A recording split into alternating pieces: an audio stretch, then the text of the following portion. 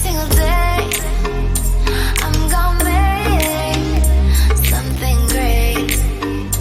That's my way. Every single day I'm gonna make something great. That's my way.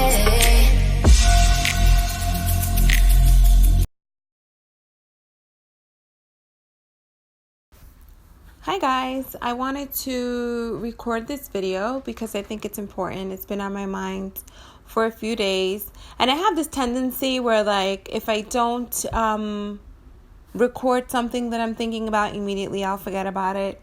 Or, if I'm kind of like, my makeup's not done, my hair's not done, kind of running around in my sweats, I don't want to record a video because I don't feel presentable.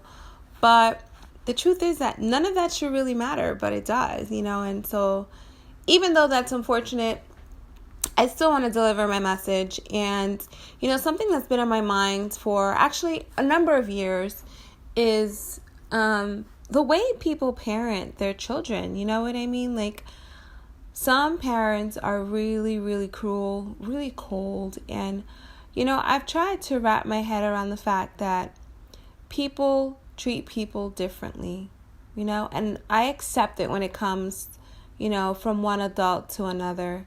But when sometimes I'm walking down the street and I'll see a mom abuse her son, whether it's verbally or physically, and it just absolutely breaks my heart, And first of all, a mom is the first female interaction that a son will encounter in this world. Just like for young girls, their dads are the first male interaction that they'll encounter in their lives. And so I feel like it's just so important to make sure that it's wholesome and loving and just downright magical. Like, I don't understand how people can't see the magic of their children. You know what I mean? And my parents didn't have it for my brothers and I, and it's just something that I had to grow up with. It was really rough. It was, a really harsh environment for my brothers and I. And I can't say that they made it. My brothers are, for all purposes, broken, career criminals,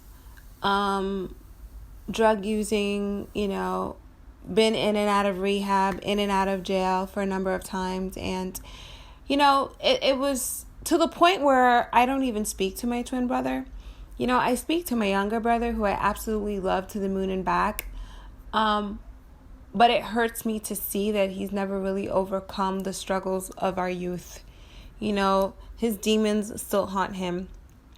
And in some ways, I have to say that mine too. I feel like I'm always healing. I don't think that you ever... It's kind of like the AA, right? They always say that you're always recovering.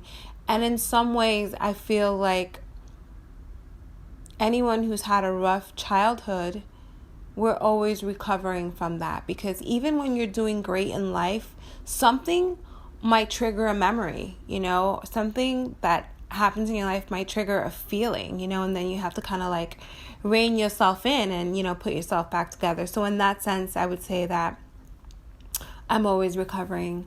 But I've done a lot of healing, and it was through that healing that I was able to appreciate the greatness of my children, that in loving myself, I was able to love my daughters unconditionally and just wish the absolute best life for them, and to become a champion of that life, and to build their self-esteem and their trust in themselves and their self-love to a point where they just are unstoppable, and it is my absolute calling to help as many people out there fall in love with themselves and become the best version that they can be. And it is that version that's going to help them become the best parents that they can possibly be. There's a disconnect in our society, or I guess a disintegration of family dynamics, of love, of genuine, intimate, love, like just something that engulfs you, like I am in love with my children and they are in love with me. And I want every single household to have that, because there's a sense of security and belonging and trust and peace and happiness and abundance and richness and wealth that comes along with that nothing can compare to, and it's just, if you've never experienced it, I can't explain it better than that, except that it is something that I want all of us to achieve, because love is free. I'm not saying that it's painless, but it doesn't cost you money to have vast amounts of love for yourself, your children, your life, your household, your future. We can achieve this. And, it takes time. And of course, the investment of looking within. And I always say this, looking at the misshapen parts of yourself that need work. You cannot be there for your kids if you're not there for yourself. And I love to use this example all the time. When you're on the plane and the air masks come down, God forbid, right? You're instructed to put your air mask on first. It is the same thing in life. If you don't save yourself first, if you're not there for yourself, if you're not present for yourself, you can't be there for anyone else. So it is not selfish of you as a mother. It is not selfish of you as a father. It is not selfish of you as a guardian of someone to nourish yourself, to take care of yourself, to take time for yourself apart from anyone else and be in solitude so that you can be present for your young ones or for the ones that you are supposed to love and care for. And I am so passionate about this that, it hurts me not to speak of it. And it's just something that I've been holding off doing for years because people just know me as, corporate Wanda or real estate agent Wanda, and they don't see me as anything else. But for those of you who know me intimately, who've come to my house and, have seen the items that I keep in my house and the books that I read, you know that I am so much more than what I present myself to the world.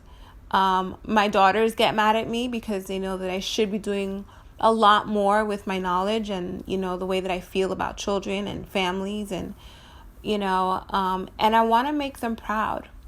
I want to make my daughters proud. I want to, put my ego-fearing self to the side and just kind of put myself out there and just share this message as eloquently as I can with everyone. Sometimes I'm afraid that I won't be able to deliver it in a way that people will understand, but that's just me in my head getting in my own way. I speak from the heart, and anyone whose heart is open to this message, it's going to welcome it. So I was just cooking in the kitchen, and this is just something that came to my mind. And so I just sat down and I started talking and I started recording it. If anything here resonates with you, please share it with someone you love. And don't forget to come back. I'm always going to be putting content out like this, things that I think about, things that have helped me, things that I know that can help someone else, because I wasn't always this knowing person, It was little things, like somebody made a small comment, Wanda, you should try this. And suddenly it opened 10 doors of different types of understanding, 10 different pathways in my brain connected that, gave me the opportunity for a different life, for a better life. And that's what I don't want to do for you. I don't want to assume that this is something that everyone knows, because not everyone knows this. Not everyone knows that, you have to put yourself first before you can help someone else. There are a lot of people out there who feel, moms included, especially moms, that they need to put their husbands first. They need to put their kids first. They need to put their house first. And they're either never on that list or they're always at the bottom. I'm asking you to do the reverse.